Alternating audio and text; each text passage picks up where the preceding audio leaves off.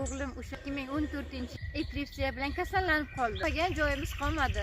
Holatda Toshkent, Buxoro, Samarqand hamma joyga. Kitoblari chiqqan ekan, Toshkentdan kitoblarni Shukrullo Jalolovning kitoblarini olib kelib, mana shu yerga keldik.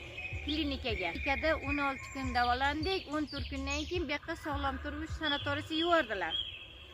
Ulim biron marta suturgi bermadi. Aynalar mana 2016 dan to 2025 gacha biron marta suturgi bergani yo'q. Oyda keldik, 6 oyda, 1 yilda keldik.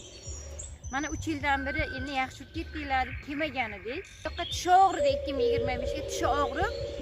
Tishini o'zimizda Qashqadaryoda noto'g'ri nima plomba qo'ygan, o'sha plombadan tepaga gaymirat bo'lib chiqib ketibdi-da. 2026 yana boshladi og'riq. Og'riq natijasida endi 3 marta suturgi berib qoldi. Ikkinchi chisloga 11 da kelib tushdik, 12 dan litseniyani boshladik.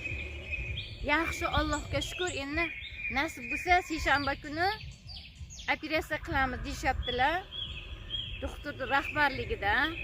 Aylarman, mana shu Shukrullo Jalolovdan judayam minnatdorman. Bolamni dardiga shifo berdi. Toqqa suyanganday suyanaman, Allohga suyanganday suyanaman. O'sha Qashqadaryoga ishonmay shu kishini oldiga kelyapman. Shuncha tashvishlar ko'p bo'lsa ham ayajon xafa bo'lmang, mayli o'zim boshchiligimda mana hayitdan oldin qilmoqchi edi. Hayitdan keyin o'zim rahbarligimda shu Alisherjonga davo berib, mayli yordam qilaman har tomonlama dedi. Har doim ham yordam qiladilar, birlariga men bersin, hammasidan minnatdorman.